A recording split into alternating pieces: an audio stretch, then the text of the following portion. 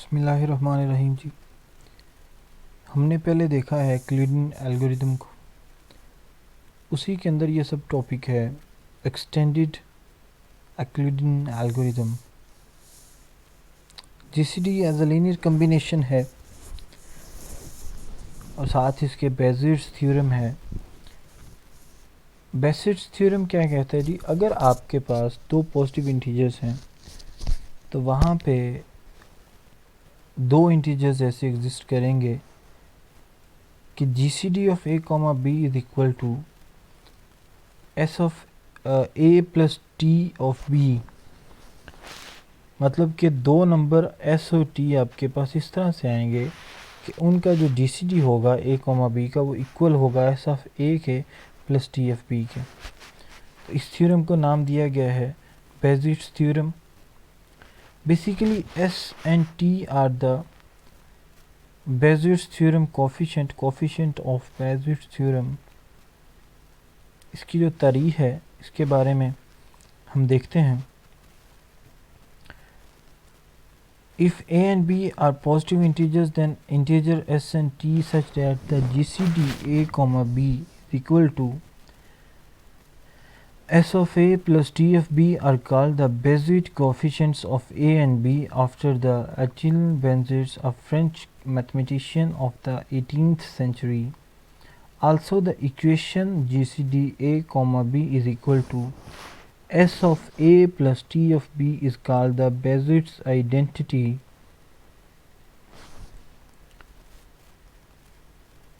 इसको हम सॉल्व करते हैं।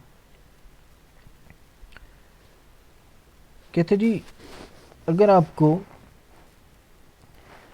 दो इंटीजर्स दिए गए हैं ए बी, तो हम उनसे दो और इंटीजर फाइंड कर सकते हैं एस और टी। इस तरह s of a plus t of b is equal to G C D a comma b. इसको हम एक एग्जांपल की मदद से हल करते हैं यहाँ पे। So the extended Euclidean algorithm can calculate the GCD a comma b and the value of s and t. s and t are basically coefficient of Bézier's identity.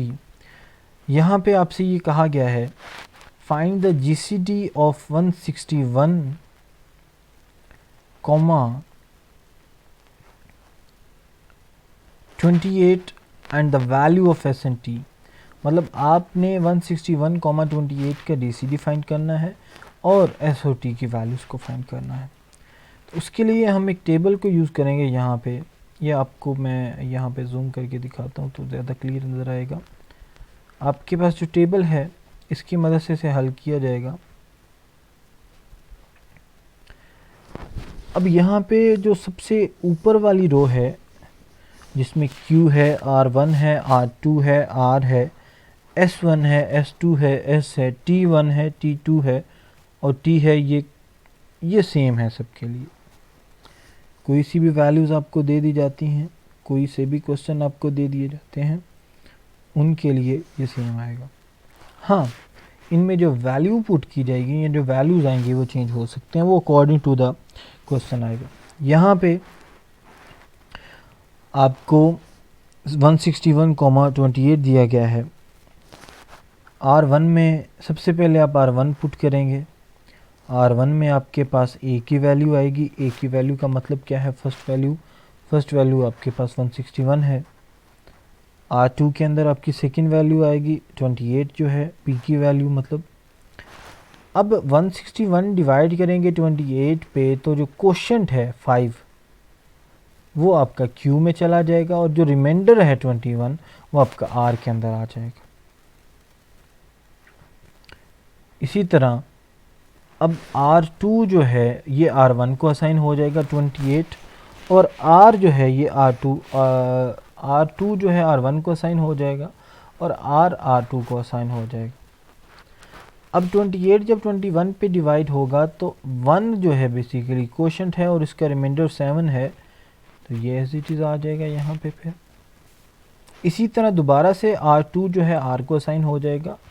R में अब आपके पास 21 आ जाएगा और R2 में R की value आ जाएगी जो कि 7 है। 21 को डिवाइड करेंगे 7 पे, क्वोशंट आपका 3 है वो क्यू में चला जाएगा, रिमाइंडर इसका 0 है वो यहाँ पे आ जाएगा आर में।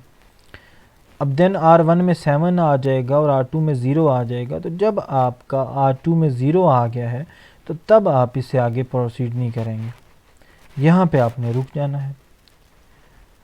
अब हम दूसरी तरफ अगर हम आए S1 S2 में, तो याद रखिएगा S1 और S2 की और T1 और T2 की डिफ़ॉल्ट वैल्यूज़ होती हैं, और S1 में हमेशा 1 आएगा, S2 में हमेशा 0 आएगा, T1 में हमेशा 0 आएगा और T2 में हमेशा 1 आएगा।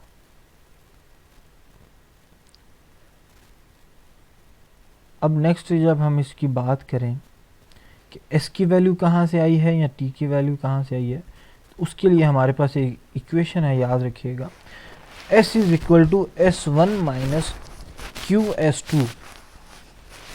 और इसी तरह T की वैल्यू फाइंड करने के लिए भी हमारे पास एक इक्वेशन है, T is equal to T1 minus q T2। अब क्योंकि हम सबसे पहले नंबर पे हैं तो उसके लिए जो उसकी करस्पॉन्डिंग वैल्यू है S1 में हमारे पास यहाँ पे 1 है तो 1 आ जाएगा, Q में हमारे पास यहाँ पे 5 है तो 5 आ जाएगा। उसकी करस्पॉन्डिंग वैल्यूज़ हमने लेनी है। S2 में पहले नंबर पे हमारे पास S2 में 0 है तो हम उसको सॉल्व करेंगे, 1 माइनस 5 इंटू 0 करेंगे, 5 इंटू 0 0 आ जाएगा, 1 माइनस 0 करेंगे 1 आ जाएगा। S की वैल्यू क्या आ जाएगी, 1 आ जाएगी, और आपने यहाँ पे S को क्या पुट कर दिया है, 1 पुट कर दिया है। इसी तरह T को कैलकुलेट करेंगे और अब तब तक कैलकुलेट करेंगे जब तक आपका वो उसके इक्वल नहीं आ रहा था, R2 0 के इक्वल नहीं आ रहा था, मतलब अब उसकी फील्ड में नहीं आ रहे थे, उस रो में नहीं आ रहे थे। उस रो में जब आप आ जाएंगे तो S1 की जो वैल्यू होगी वो आपकी S की वैल्यू होगी, और T1 की जो वैल्यू होगी वो आपकी T की वैल्यू होगी। यहाँ पे T की वैल्यू 6 है तो वो T1 की वैल्यू जो है वो 6 है तो वो T उसको असाइन हो जाएगी, और S1 की वैल्यू -1 है जो कि S की वैल्यू।